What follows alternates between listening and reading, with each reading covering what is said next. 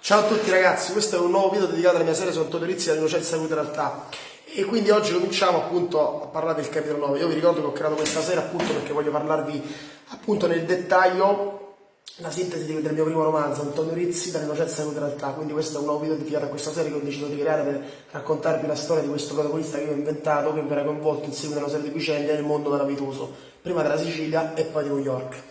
Quindi ho già fatto molti altri video e diciamo ho spezzettato i capitoli in due ma anche in tre parti a seconda della lunghezza ovviamente del capitolo, e questa volta cercherò di essere il più sintetico possibile, anche se comunque andrò ad analizzare un capitolo che è composto comunque da quasi 20 pagine, però cercherò di fare al massimo 2 video, quindi non 3, e di far durare questo video il meno tempo possibile, anche perché comunque ho degli impegni, non posso appunto, non ho molto tempo. Quindi prima di cominciare il video vi ricordo sempre appunto, vabbè, ovviamente di commentare numerosi, di iscrivervi al mio canale e di mettere un mi piace se vi piace il video.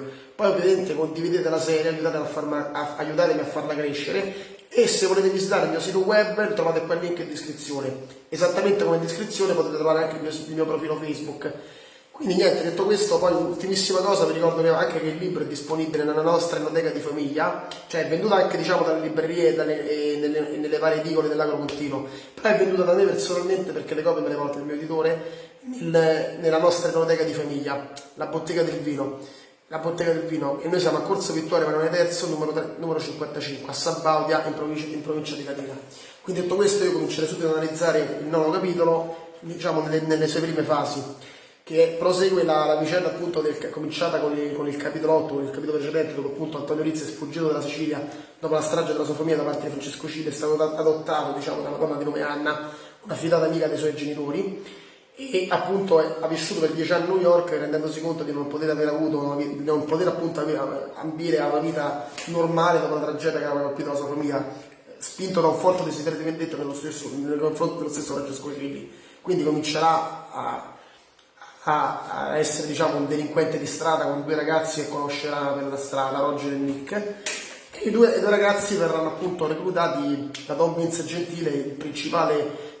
Siccome comunque hanno già dimostrato l'abilità, loro verranno notati dal principale boss del consiglio mafioso Cosa Nostra New York, dal capofamiglia della famiglia Gentile, Don Vince Gentile, la famiglia più potente del consiglio mafioso Cosa Nostra di New York.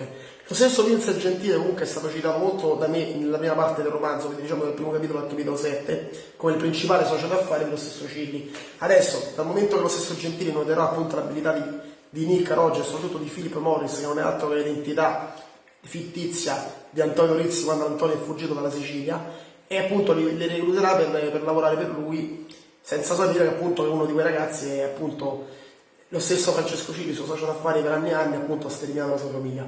Quindi loro verranno contattati dal consigliere di Gentile, Luca, e cominceranno a lavorare per lui. Però la prima parte del nuovo capitolo va a analizzare quello che sono stati i 10 anni successivi alla tragedia della famiglia Rizzi da parte di Francesco Cili, per Francesco Cili e per il suo principale braccio destro, il killer sanguinario Carlo Sebastiani.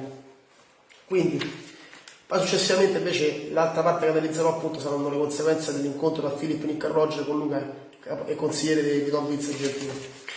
Erano passati molti anni ormai, anche la fama di Francesco Cili stava scomparendo. Francesco aveva deciso di rimanere in Sicilia e nonostante tutti i soldi che aveva guadagnato aveva deciso di trasferirsi negli Stati Uniti. Sarebbe stato logico fare questa scelta, perché lì vivono veramente i suoi soci e là avrebbe anche accumulato più facilmente i suoi affari, ma lui aveva scelto di rimanere in Sicilia perché era nato lì, era la terra in cui suo padre Bruno è importatore di olio d'oliva, si era messo in contatto con i principali capi di famiglia e di conseguenza era diventato ricco. Lui aveva ereditato tutta la fortuna del padre. Aveva un sacco di soldi, cosa gli impediva di andarsene da un paese dove ormai le cose non andavano più come prima? Nulla, solo il fatto che era diventato un vecchio siciliano troppo attaccato alle vecchie tradizioni, ai vecchi modi di fare, era incapace di vedersi sistemato sulla sedia di una spiaggia di Miami a godersi il sole. Insomma, era diventato esattamente come suo padre, Bruno Cili. Questo atteggiamento gli si era ridotto contro, a partire dagli affari dei suoi soci, perché Don Marzano, Don Luisella e soprattutto Don Vince Gentile lo consideravano più un fidato socio come nei precedenti 10 anni. Nel frattempo Cili non poteva contare più di tanto nemmeno su Carlo Sebastiani. Per anni era stato il suo fidato braccio destro quando quel pezzente di Norizia aveva cominciato a dargli problemi. Quando quel pezzente di Norizia aveva cominciato a dargli problemi, se ne era liberato. Lo stesso aveva fatto con il figlio Michele. Ma poi si era dovuto sporcare le mani di sangue, eliminando anche Carmela, moglie di Nina e madre di Antonio e Michele. ma il suo obiettivo era uccidere Antonio Rizzi, aveva fallito. Il compito di Sebastiani era quello, ma aveva fallito. Non sapeva che fine avesse fatto Antonio Rizzi, e anche se cercava di non pensarci, questa cosa lo spaventava. Era vivo, poteva essere ovunque, e lui non ne sapeva niente. Carlo aveva ucciso una donna innocente, insomma.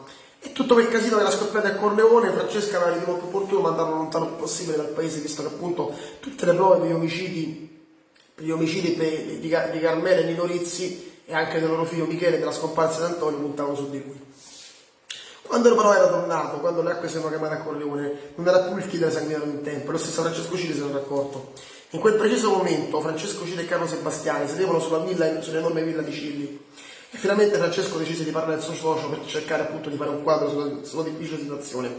Carlo, è proprio giunto il momento di fare un viaggio a New York, sarà lei gentile a contattarmi, sarò io ad andare da lui. Gli disse un'espressione seria. Carlo lo guardava dubbioso, come se il suo capo avesse qualcosa di sbagliato. Ne è sicuro, capo? Gli chiese. Sicuro, gli rispose Cilli furioso. È una vita che sgobbo per lui, ora quell'ingrato e gli altri capofamiglia non mi contattano più. Dopo tutto l'aiuto che gli ho dato per anni con la Dea. È sempre meglio comunque in ogni caso, Carlo, ricorda di questo, di fare un viaggio per incontrare i miei soci, per parlare con un ex killer sanguinario come te. Io, mi dispiace, capo, posso fare qualcosa? Balbettò Sebastiani. Sì, fammi preparare la macchina, parte da un'ora, mi aspetto un aereo da prendere per New York, oggi pomeriggio, e non voglio perdere l'opportunità di ricordare ai miei soci l'aiuto che gli ho dato in passato, con così Francesco al Carlo. E Carlo, capito la situazione, se ne andò. Adesso ragazzi, analizzerò invece come appunto Antonio e i suoi compagni Nick e Roger, Antonio che non è altro che Philip Morris, che ha assunto una falsa identità quando è arrivato a New York 10 anni prima, come lui e i suoi fidati amici Nick e Roger reagiranno all'incontro con il consigliere Luca della possibilità di lavorare per Don Vince Gentile, quindi insomma di entrare nel mondo della criminalità radicata di New York. Ad Antonio, o meglio dire Philip, Roger e Nick, ancora non pareva vero che poco prima aveva ricevuto la visita di un consigliere, di uno dei capofamiglia appartenente al consiglio mafioso di New York. Certo, erano in gamba, avevano fiuto per gli affari, si facevano rispettare nei quartieri dove spacciavano. Adesso però non avrebbero più avuto a che fare con i vari Oscar, Diego e compagnia. Se avessero dimostrato la loro capacità, Don Vince Gentile avrebbe sicuramente ricompensato. Stavano camminando per la strada, ma senza una direzione precisa. Se Antonio, Aga, Philip, che Nick e Roger non potevano nascondere il sorriso, la loro soddisfazione, come se finalmente avessero raggiunto un grande obiettivo. Lo sapevo che fu a dimostrare che ci sappiamo fare con il nostro lavoro, qualcuno ci aveva notato, disse Nick, sull'ali dell'entusiasmo. Puoi dirlo forte, concordò Roger. È un bel colpo passare a spacciare antidepressivi a qualche delinquente domenicano da 4 soldi a lavorare per la gente super organizzata nei traffici e della roba. Una cosa è certa, intervenne Philip. Adesso non dobbiamo più avere 100 occhi per controllare se dobbiamo sbirro addosso. Le persone come Don Gentile e Don Marzano sono talmente pieni di soldi che potrebbero corrompere tutti i giorni di New York, e figuriamoci qualche sbirro con così Philip. E i 3 ragazzi scoppiarono a ridere. Chissà quale sarà il nostro primo compito, disse Roger.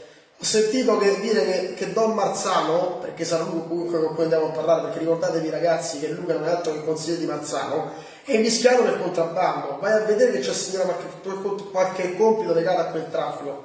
In ogni caso, rispose Nick, dobbiamo farci noi pronti, siamo all'inizio, abbiamo la possibilità di mostrare a quei pezzi grossi della Sicilia quanto valiamo. E se tutto va bene, potremmo scapparci anche parecchi soldi. Nel frattempo, a sentire il nome di Marzano Gentile, qualcosa era tornato in mente ad Antonio. Il nome Marzano gli diceva sicuramente qualcosa. Sì, disse Filippo a se stesso, l'ho visto di persona. Probabilmente è lo stesso Don Marzano che stava parlando con quel bastardo di Francesco Cilli. Lo stesso Francesco Cilli che aveva ordinato l'omicidio del padre e che probabilmente era responsabile anche della misteriosa scomparsa di Michele. Forse gli era rimasta in vita soltanto sua madre, la sua vera madre, Carmela. Anche del suo destino, Antonio, era completamente all'oscuro. Adesso comunque, dopo tanti anni, era saltato il nome di un socio, di quell'essere disgustoso che aveva distrutto la sua famiglia, e ora la sua fantasia stava galoppando. E se lo avesse incontrato anche lui, perché anche lui lavorava con Marzano, Gentile e gli altri capitani di New York, come si sarebbe comportato se l'avessero nella stessa stanza? Lo avrebbe attaccato, spinto nel desiderio di vendetta, oppure si sarebbe trattenuto nel nome degli affari? Tutto bene, Philip, gli chiese a Roger e Nick prendendolo di colpo. Non si era accorto che pure di camminare in compagnia, era sempre in compagnia di Roger e Nick. Sì, disse Antonio mentendo, sono solo felice che presto avremo un sacco di soldi e potremo darci la pazza gioia.